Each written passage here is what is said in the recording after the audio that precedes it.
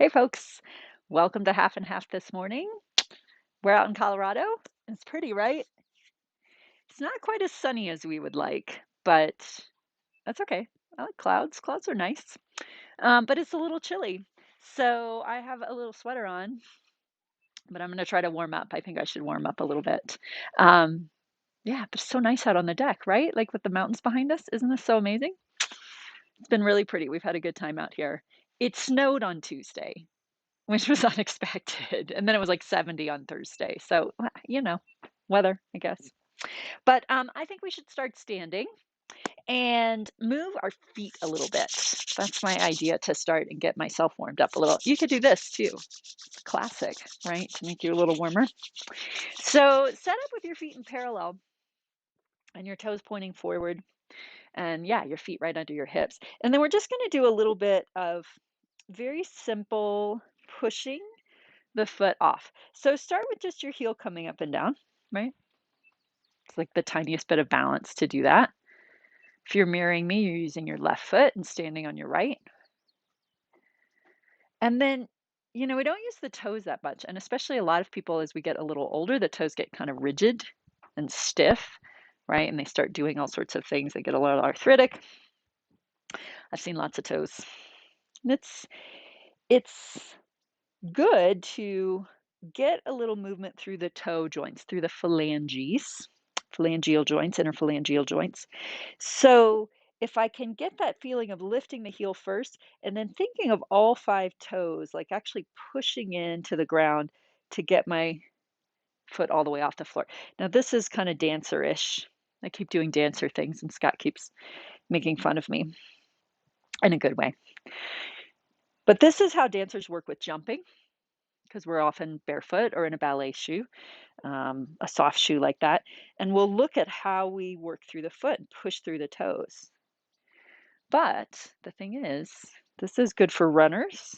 This is good for walkers, which is all of us. That pushing from your back foot gives you a lot of power when you're moving.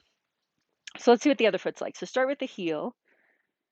Now it's a little different in a shoe, right? You can't really use your toes in a shoe very easily. But it's still good to work the foot here so that you can push more even when you're in a shoe.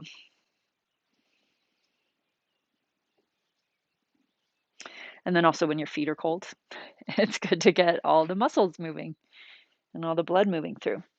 So then we start to push. Think of all five toes. See if you can feel all five toes as best you can. And then like you could push from your toes and get that sense of power pushing all the way through. Feels kind of good.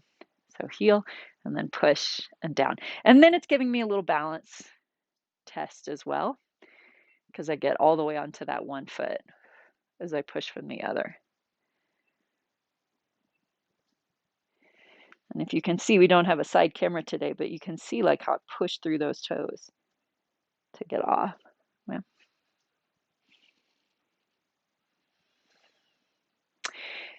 Now let's use a little more balance. We'll get back to Pilates and do what's called the standing footwork. So heels together, toes apart, a little bit of a V shape. And I feel just a little bit of work, like I'm lightly pushing my heels in towards each other. And I think of that happening way back, like the back of my inner thigh, way up high underneath my glute muscles. So I pull the backs of my inner thighs together. At the same time, I kind of press my heels together. And then bend your knees. And as you lift your heels up, think of spreading your toes out, a little bit of push through the toes in the floor, and pressing the heels together. And then, like you're going to magnetize the back of your inner thighs to straighten your legs, your heels are still lifted. Lower your heels down and bend. Spread your toes, lift your heels, backs of the thighs together, lower down and bend and lift and straighten and lower down. Do it the other direction. So keep the legs straight as you rise up, everything pressed together, toes spread out to bend your knees, lower your heels and straighten. Rising up, heels together, inner thighs together, bend, spread the toes, heels lower and straighten. One more. And lower and straighten. Okay. Turn. You don't have to turn. I'm going to turn, but you can face front if you want. Little bit of space between the 2 feet. Hips forward, both heels down, toes spread out. Maybe you just wiggle your toes a little bit. Push from your back foot. So this is what I was talking about. Walkers, runners, all of us, pushing from the back foot is really helpful. We often think of the foot in front of us, but the foot behind us propels us forward. It's really good for you. Good for your glutes. I know you can't tell by looking at me because I don't have a lot of glute, but this is the most glute. This is as much glute as I've ever had, right? So push helps the hamstring and the glute come on a little more. And the toes spread out. I think it's because my feet are just so strong. My glutes are like, meh, you can do it from the foot. Other people need glutes, but you're okay. You just use your foot. But they do all work together. And then let's take it all the way. So pressing from the back foot all the way through the toes and off into a little balance, and then back down. So back heel lift, spread the toes, push, peel all the toes off, and balance. You can keep the foot low if you want, but just bring it forward. So feel that follow through, basically.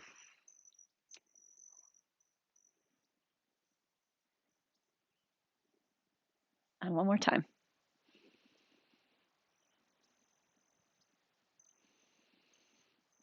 And back down. Other way. Toes forward, hips square off, not very wide. This is true of your gait most of the time too. You don't need a really big gait when you're walking. Sometimes we do too much, right? A little smaller gait, you get more power from that back foot, especially if you're really loose like me. I'm pretty loose and flexible. I have to keep my gait pretty small so I have more power instead of just like my floppy joints.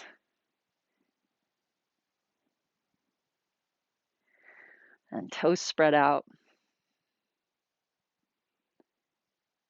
And then let's do a little follow through. So push, stand, toes come off, and the leg comes forward, reach it back. Did you see how my gait got bigger? That's what I do. I like to do it. I'm not going to do it this time though. I'm going to keep it kind of smaller. And push.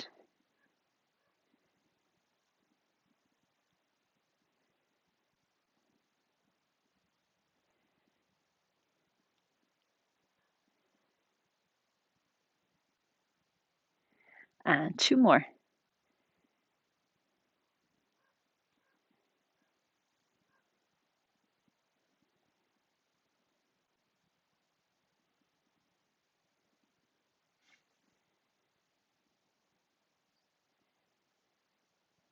And back in.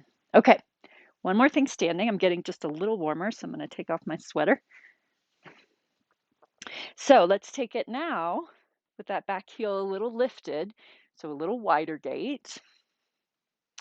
And the heels off. My toes are really helping me. Now I could push too far, right? And it kind of just like jams my toes. I want to still feel the ball of my foot. So I want to feel both the toes and the ball of the foot have a little bit of control. Now you could do this holding on. If you're really close to your deck, you can hold on. I would have to scoot back. You can do that and get a little balance because this is a little tricky balance, but so do it without holding on. And then we're going to bend your front knee and your back knee. Creates a little more need for control, a little more work. Hamstrings, belly, down, and back up. It's a little down and up. However low you want to go, you can figure it out. Lower isn't always better, which doesn't mean you shouldn't go low, but change that in your mind and see what really is the most interesting range for you. Sometimes higher gives you more information, lets you feel your toes a little more, lets you feel your abdominals. Sometimes going a little lower, if you can keep everything lined up and set up, sometimes that feels good.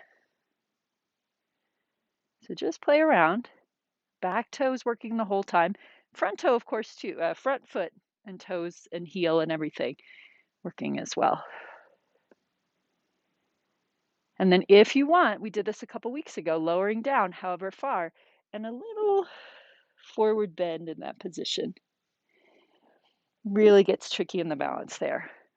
So this is the spinal articulation, because we do it a lot in Pilates, but we've just put you in a trickier balance to do it. And again, maybe just a little bend and a little opening in the back. That might be your range.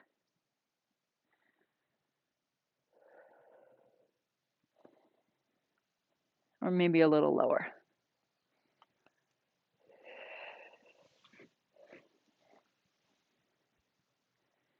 Last one.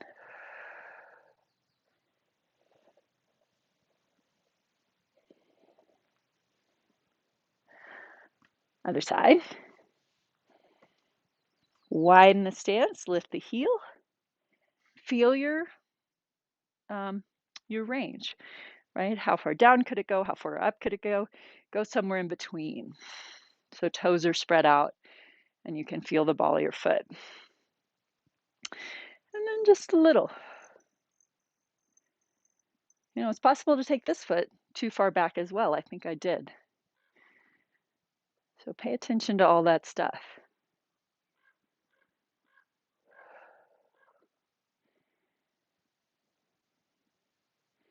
And I think of keeping even weight between my 2 feet as I go.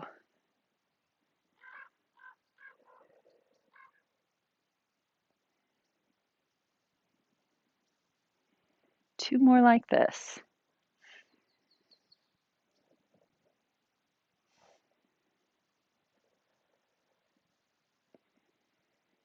And then if you want, add a little roll down. I'm going to start small.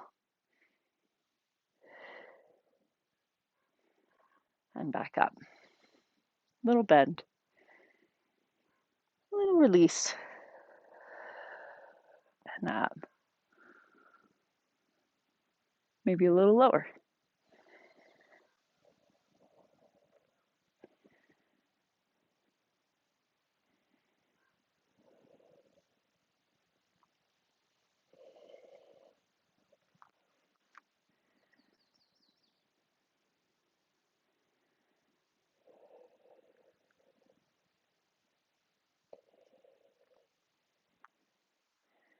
And one more of these.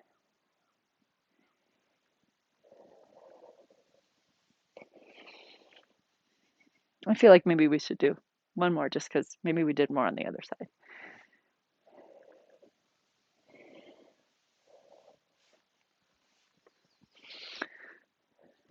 Okay, so maybe you recognize that from a couple weeks ago. It's really pretty challenging, right? You might look at it and think it shouldn't be that challenging, but it really is if you're putting all the alignment pieces together and really working with all the stuff we work on in Pilates. So also a couple weeks ago, we were working in and out of the floor in different ways, right? So we're going to go to the floor. You pick a way to the floor, but pay attention to how you're getting in and out of the floor, that you don't lock up and have sort of that stiff point to go down. So just take a moment, find a way down, and see if you can feel some fluidity getting to the floor. Yeah. And then let's take your feet out in front of you. Let's take left leg straight and right knee bent. Holding the back of your thigh, a little bit back. Nice open upper back. Draw your belly in. Let's take a moment and breathe into your lower back. Take an inhale. Send the breath into that space. Exhale. Let your belly fall into the space you make in your back, right? So inhale, open the back. Exhale, let the belly drop down into it. A couple breaths like that.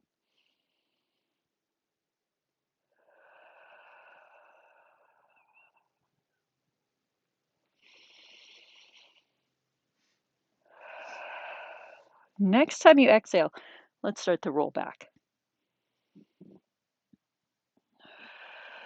Right foot floats off the floor as you unroll your spine. until you're down. And then coming back up. Inhale, lift your head. Now, same thing, let your belly draw in as your foot presses forward and you articulate through your spine up. I'll take 2 more of those.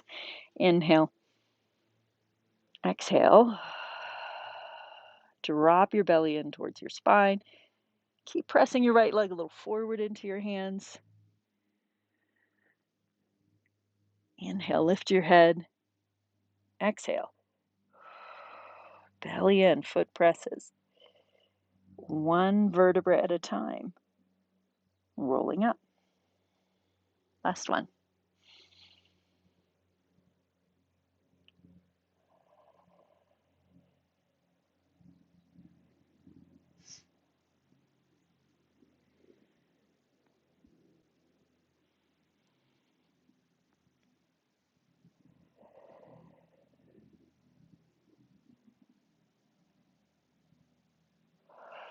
Okay, switching feet.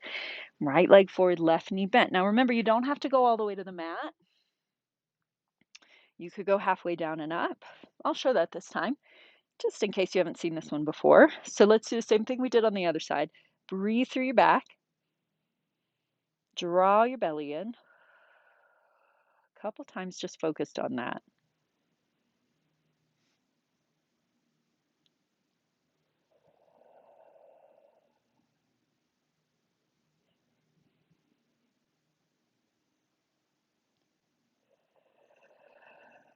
And then this time, again, if you're having trouble, just halfway down. So take a look, just a little bit back.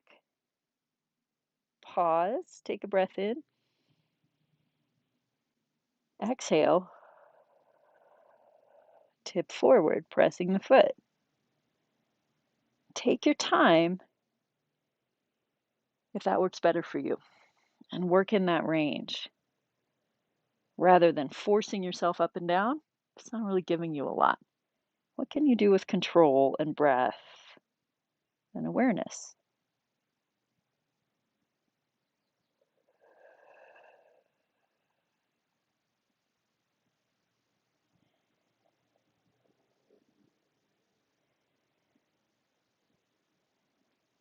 Inhale as you start, and exhale.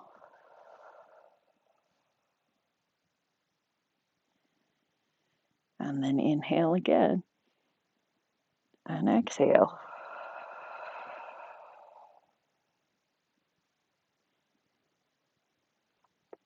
And finish up your third one. And both feet, knees bent, feet flexed, rounding the spine. Hands on your legs. Everybody, hands on your legs. Even if you often do this without your hands, it's really good to go back and check. So rounding your spine. Now wiggle your toes again, just because we don't want to forget about them. Open the lower back. Draw the belly in and feel your arms working a little bit. I can see my bicep muscles on right now. They are working to help hold me. And that takes some pressure out of my hips and out of my lower back. I'm trying to let the lower back muscles relax and let my arms take over. Then I'm also going to ask my abdominals to take over. They're going to share the responsibility. So I'm going to move one hand at a time, lowering one, lowering the next, and I roll about halfway back. Stay here, take a breath. Less back, more abdominals, more arms. Now we're going to come back up. One hand pulling, other hand pulling. So that's the whole thing. That's what we're going to do. I know some people really like to roll all the way down and up. I do too, but this is what we're going to do today. So rounding your spine, find your arms, find your belly. Relax your hips, relax your thighs. Move one hand. Move the other hand. Hold it here about halfway back. Take another breath in. As you exhale, a little more belly, a little less back, a little less hips, a little more arms. One hand, other hand.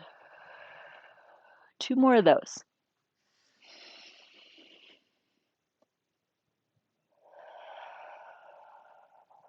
Hold it here. Inhale. Exhale. One arm at a time, moving you up.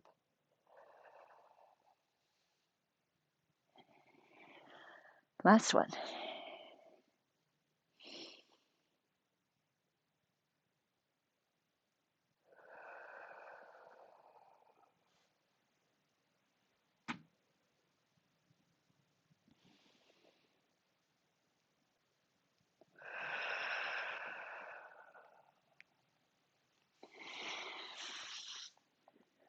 And then coming up to sitting.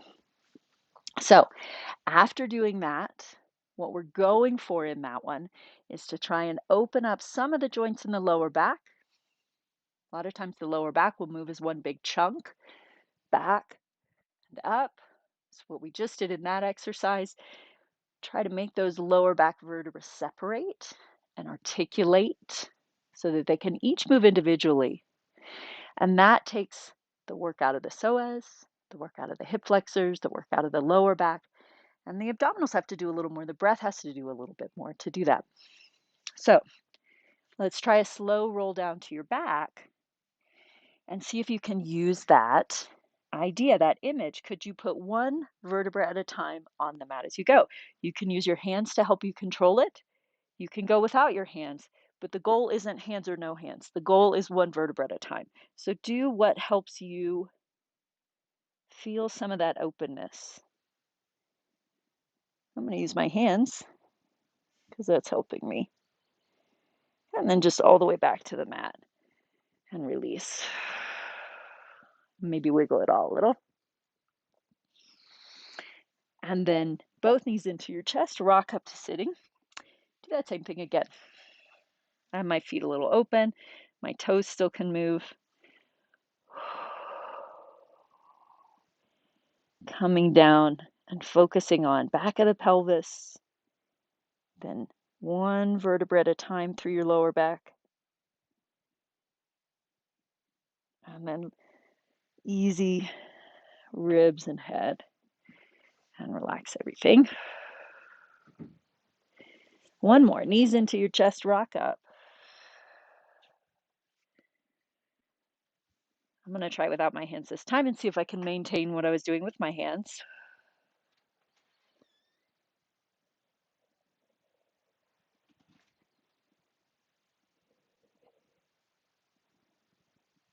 And then all the way down and on your back.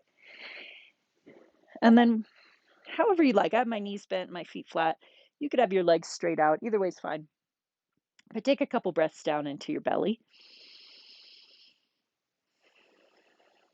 And just think of your pelvis being heavy.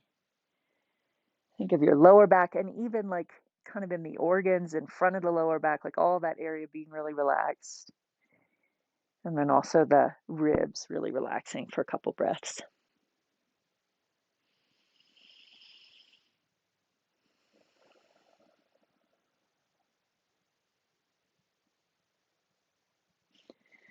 Now let's try that same thing in shoulder bridge. So shoulder bridge, we're going to go one vertebra at a time, especially through the lower back. But now instead of starting with your head, you're starting with your pelvis, right? So knees bent, heels in line with your sits bones, feet flat on the floor, even your toes. You feel a little bit of your toes on the floor. And then we're going to take your arms up to the ceiling. So you can't push with your arms so much. You really got to use your feet, your belly, and focus on your spine. So letting the pelvis tip until you feel the tailbone and the back of the pelvis off the mat. And then really controlling from your feet press down. You try to take the first lumbar vertebra off, then the next, until you feel your lower back off, your pelvis off, but your whole rib cage is still on the mat. And just be in that position right there and breathe. Can you feel that last 12th rib still on the mat, even though that first vertebra of the lower back is off? And then imagining one vertebra at a time back down. 5 vertebrae in the lower back you're working through. And then feel when the lower back is down, but the pelvis isn't.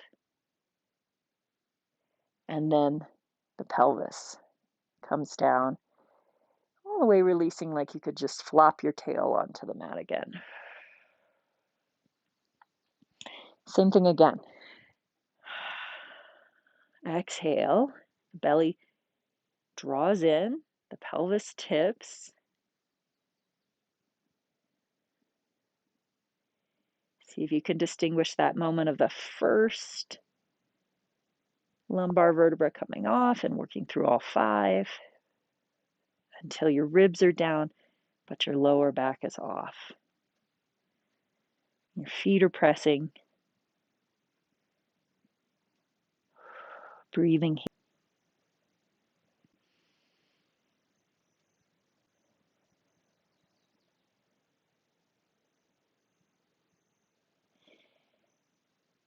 And then rolling back down.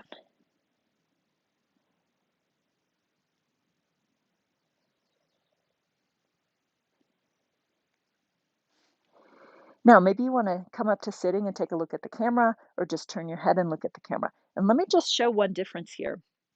If I take my lower back up as one big chunk, which often happens in this exercise, and still try to keep my rib cage down like I was asking you to do, it's really hard, right? These ribs want to come up right away, and my hips are still really tight. I can feel my hamstrings. Maybe you feel your glutes.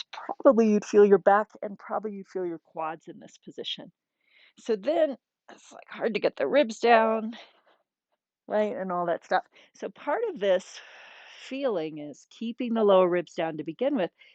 And then as you roll through the spine, the only way you can keep the ribs down is to roll through each vertebra. And it's a really different look and space in my hips. It's not working my back. It is working my hamstrings. It's not really working my quads here too. Really different there than this position here, right? Which puts more weight back on my shoulders and a little more pressure on my back. So let's try it one more time.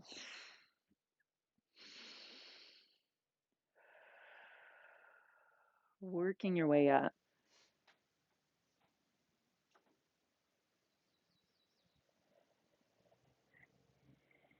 And if you'd like this time, you can keep holding this position here.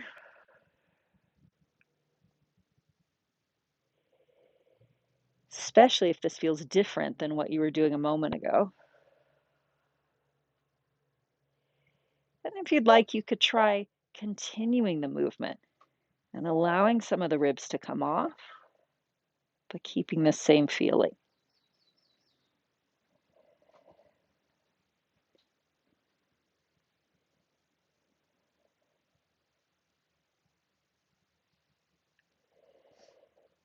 Rolling back down.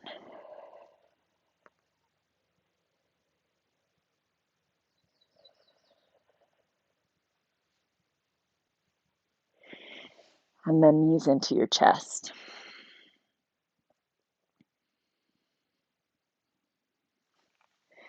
And come up to sitting. Okay, I had one more thing I wanted to do, but my time is up. I just have to yield my time. It's like a debate, right? But I bet Scott will do what I wanted to do anyway. So we're going to let him come in and take over.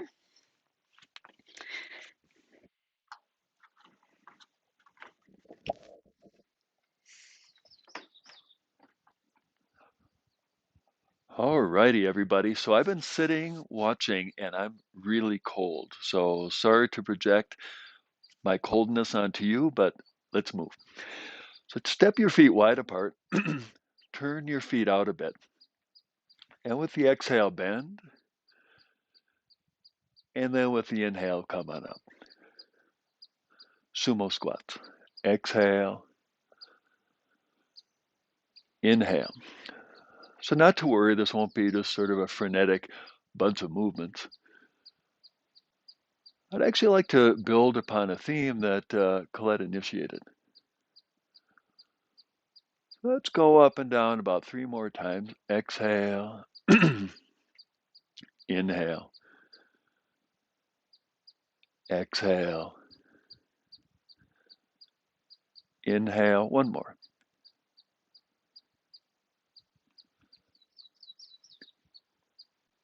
And turn both feet back to the front. So that was really to set the stage to make that same movement one side at a time. So now turn your left foot in and your right foot out. And then this right knee. Exhale, bend. Inhale, straighten. For those of you that are newer, please keep in mind I'm mirror image of you. So I'm pointing at my left leg and saying right leg. Sometimes that's confusing.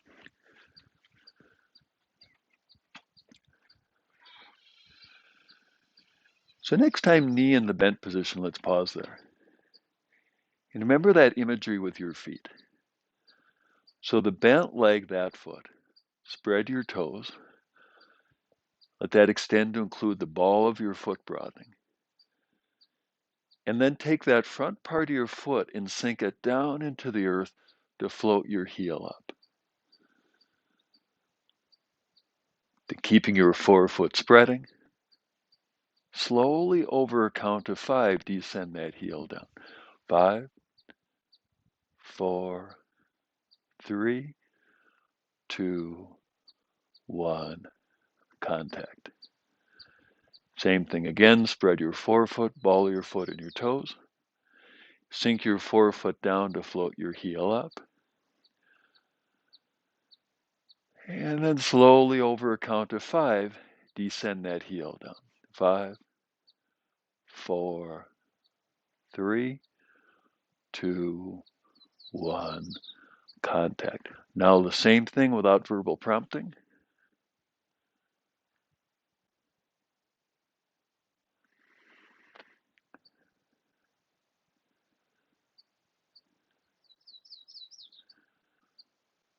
And come on up.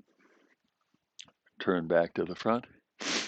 Now the same thing on the other side. Turn your right foot in, left foot out. Exhale, bend. Inhale, straighten. Couple more. So one-legged sumo squat.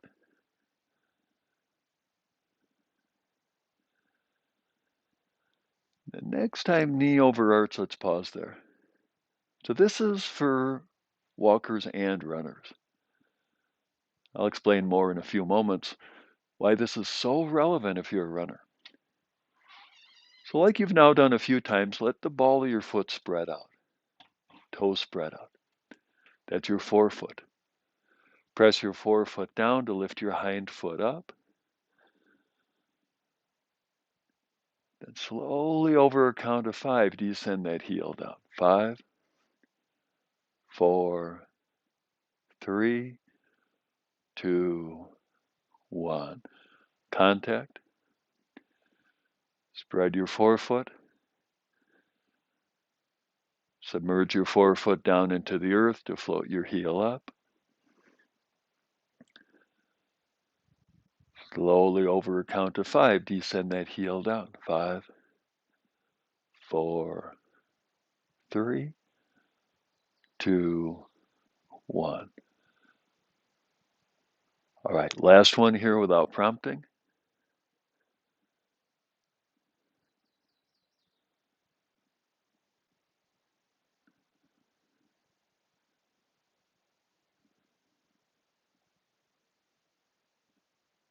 Now exhale, empty your lungs.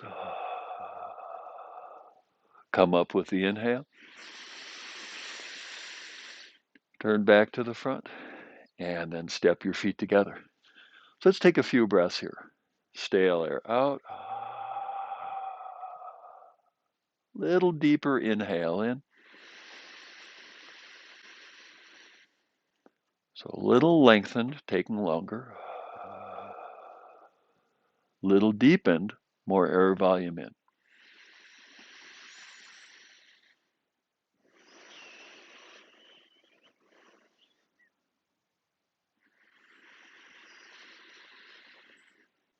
All right. Now, stepping your feet wide apart. Turning both legs out a bit. Exhale, bend. Deeper inhale, straighten. So breathing a little deeper now. So the heel up, the heel down, what in the world does that have to do with running? What's really interesting, if you trace runners over their lifetime, 20s, 30s, 40s, and beyond, marathon runners don't get much slower until about age 50 or 55. And then it's just like a sudden drop off, they get really slow. So next time in this triple flex position, let's pause here. So the interesting thing, it's not about their VO2 max or their muscle mass necessarily. It's a shift in gait mechanics. And for those of us in our 50s and beyond, what we typically do is we stop pushing off when we walk and run. And there's that really distinctive old person gait. So let's work with that. Take both heels and float them up. This is the movement we tend to lose as we age. Now see if you can keep your left heel lifted and slowly over a count of 5, descend that right heel down. 5, 4, 3, 2, 1, touch, lift. Now keep that right heel lifted, slowly over a count of 5, descend that left heel down. 5, 4, 3, 2, 1, touch, lift, both heels back up again. And slowly over a count of 5, descend both heels down. 5, 4, 3, 2, 1, contact. Take both your feet, submerge them down to come up, and then step your feet back together. Stand tall, head held high, and a few of those slower, deeper breaths.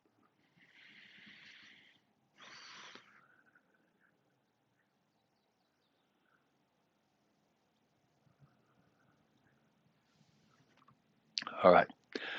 So now let's revisit something you worked with a little bit earlier. Take your left foot and step a little bit back. Check to make sure both your feet point straight ahead, and then stand up tall. Now we're going to practice pushing off with the back foot.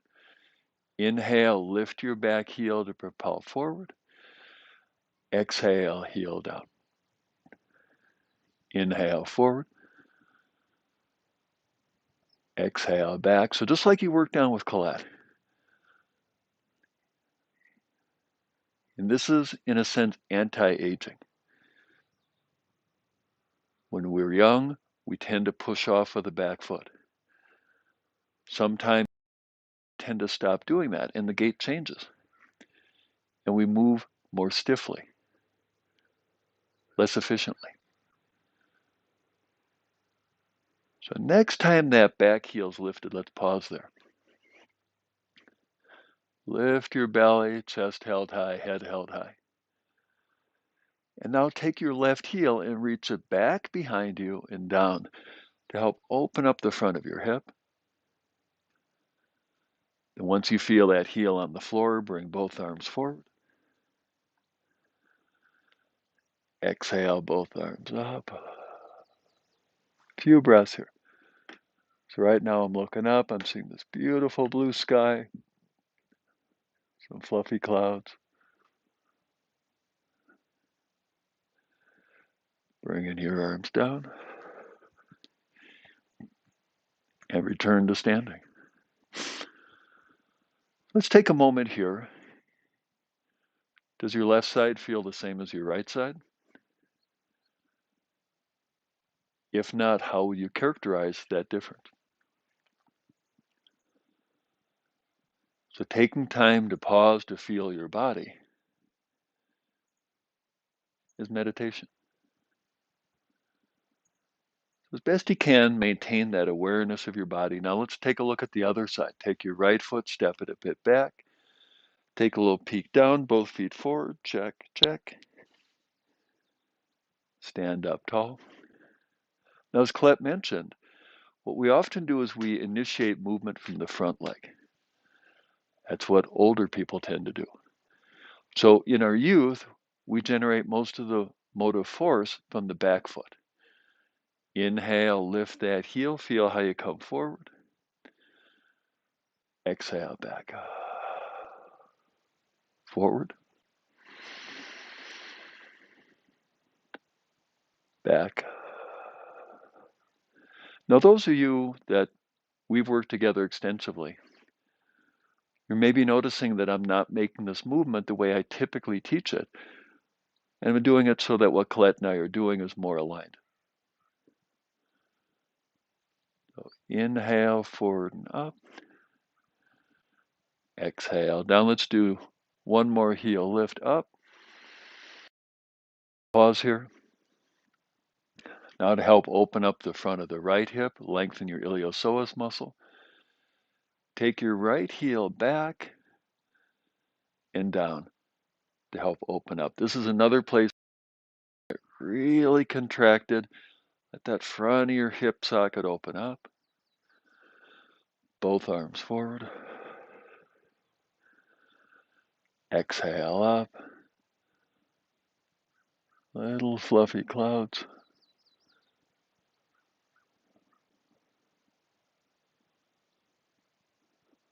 And bring your arms down and return to standing. All right, let's continue this thread. Step your feet wide apart. Turn your left foot in and your right foot out. Remember how Collette invited you to inhale into your back? Let's do the same thing here. Inhale into your upper back. Exhale, bend. So direct your inhale right in between your shoulder blades.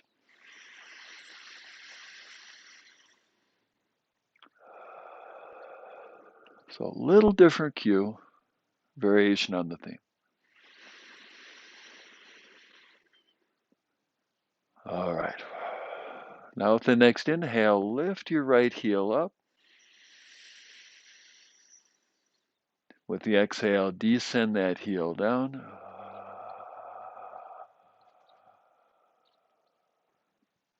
Inhale, stand a little taller. Exhale, tip your hips. Hand to knee, hand on hip. And swing that left arm forward, bring it through. And then take a little peek at your ceiling.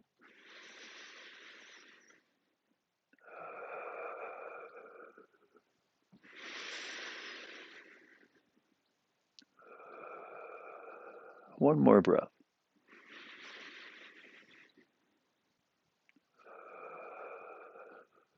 Inhale up. And back to the front.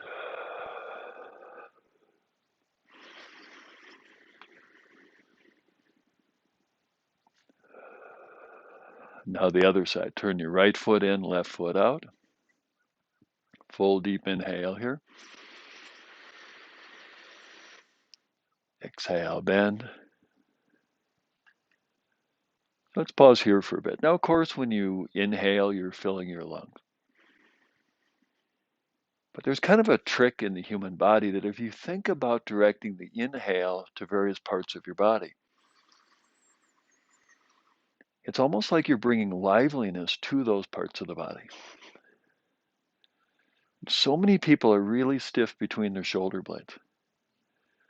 So direct your inhale into that space.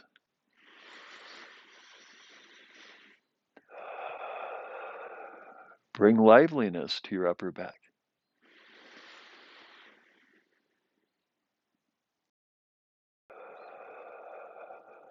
Notice how you stand taller as a result.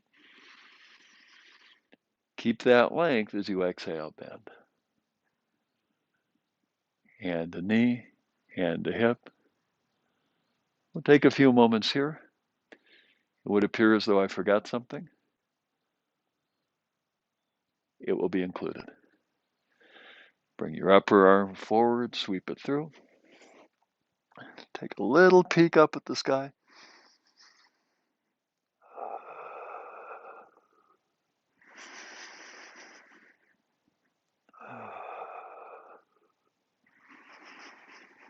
A little bit different on the second side. Keep that front knee bent. As you inhale, come back up to the vertical. Hands on your hips.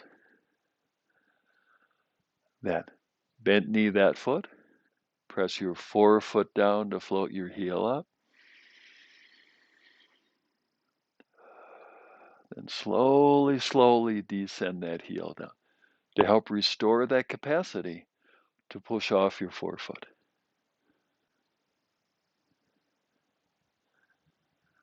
Once that heel's down, with the next inhale, come up, turn back to the front, and then step your feet together. Let's take a few breaths here.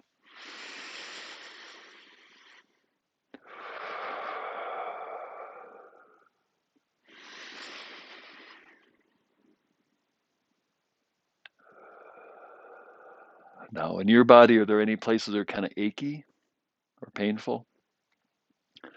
Direct your inhales into those places.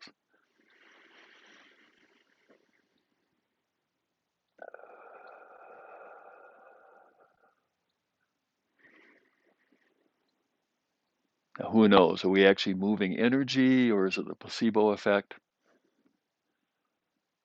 Probably at the end of the day, it doesn't really matter, because this technique works so often.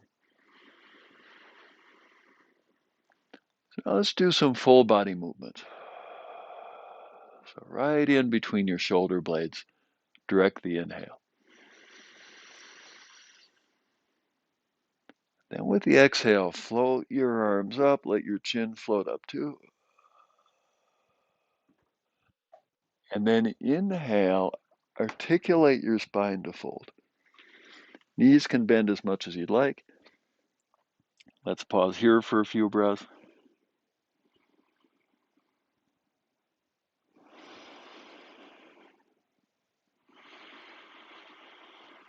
Now with the next exhale, reach the crown of your head forward. With the inhale, let your head hang again. With the exhale, roll up. Remember how you did that on the floor? It's the same idea here on your feet. Culminating in arms up, chin up, arms down.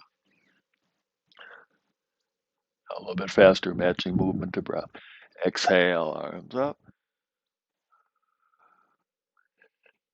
Inhale, roll down. Exhale, spine extension, head forward. Inhale, spine flexion, head down. Exhale, roll up.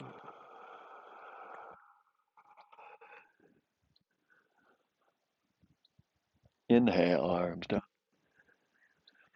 Same thing quietly together.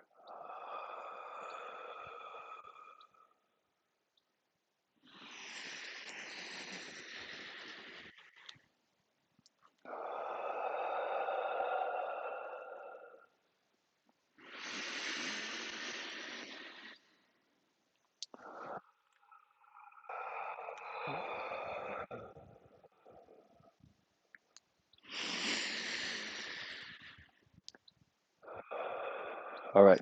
So remember a little bit earlier with Collette, practice going to the floor slowly and fluidly. Let's do the same thing here. So often what I'll do is I'll kind of flop down. So I'm concentrating on smooth and slow, ending up on hands and knees. So then from hands and knees, turn your toes under. Then lift your knees and your butt. And that wall back there behind you, take your butt back toward that wall. Let your head hang. So in my case, there's no wall back there. There's the San Luis Valley. Let your head hang. And take in the view of that wall back there. A few more breaths.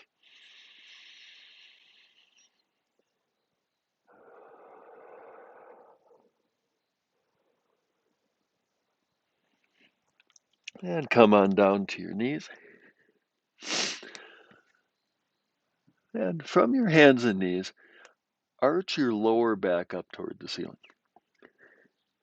That feel kind of familiar from what you did on the floor a little bit earlier? So see if you can keep your belly drawn in, moving your belly toward your spine. As you then bring your pelvis forward, walk your hands a little bit forward, keeping your navel pulled toward your spine. Then shoulder blades a little bit back and lifting your head and looking forward. Hey there, everybody. A few more breaths here.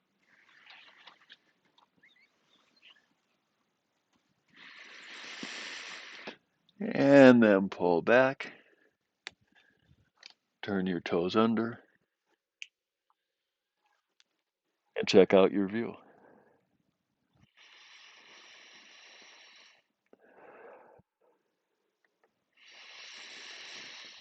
And then come on down.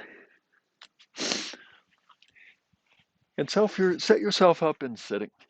So I'm going to use a cushion to sit upon. You could sit on a chair.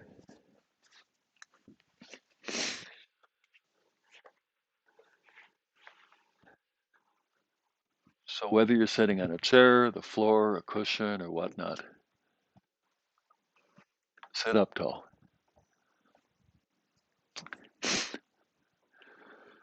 Now, pretty much where the camera is right now is where I was meditating the other day. And I generally meditate with my eyes open. And right in the grassy area back here,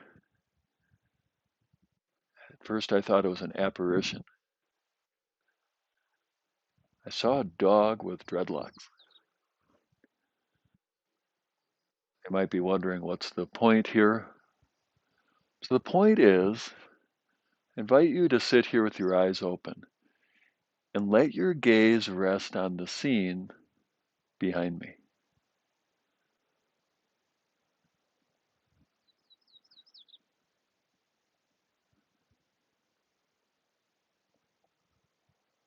And whether you like it or don't care, don't like it,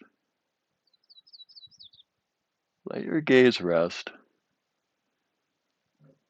taking in whatever colors you may see,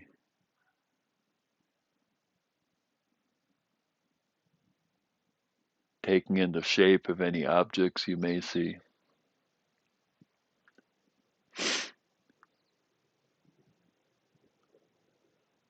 And who knows, maybe you see the snuffleupagus, the dreadlock dog.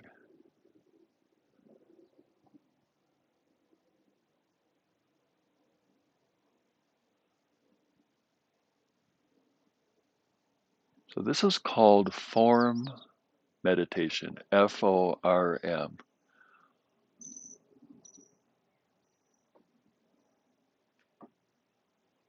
In form meditation, your eyes are gently open and letting your gaze rest upon the visual field.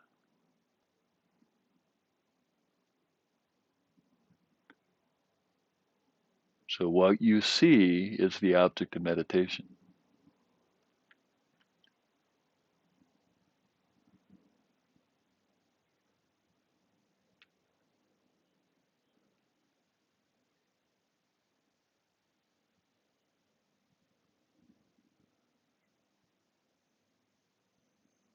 Now, if you get distracted, remember that's not indicative about your capacity to meditate.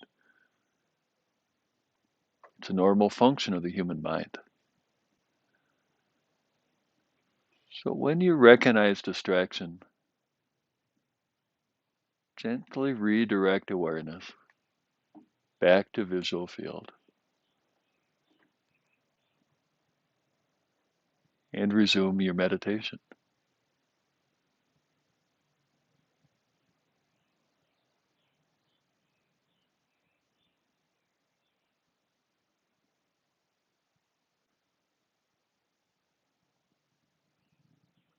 All right. That seemed to go quite quickly. So really glad that you could join us. Super happy to be out here in the mountains, one of my very favorite places. So Collette has yet to see the dreadlock dog.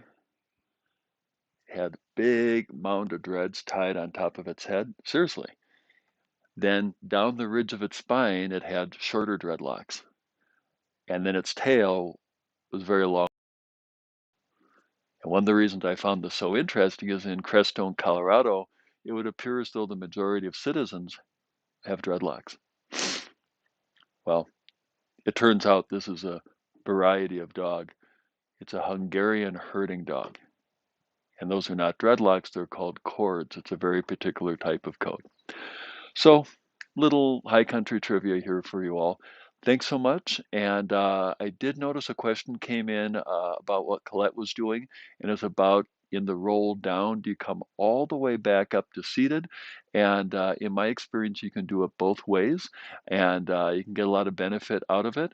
And just to answer that question a little bit more directly, that tone of drawing the belly in, do you see how that kind of takes me onto the back of my pelvis? And so maintaining that connection, that belly connection going down and coming up means that I'm going to spend the majority of the time on the back of the pelvis. Now, you can sometimes then go from the back of the pelvis to come up, but then to initiate the very next one, it's to return to the back of the pelvis. So hopefully that clarified. Any other comments, questions came in? So been a wonderful trip so far, and let's do this again really soon. Bye, everybody.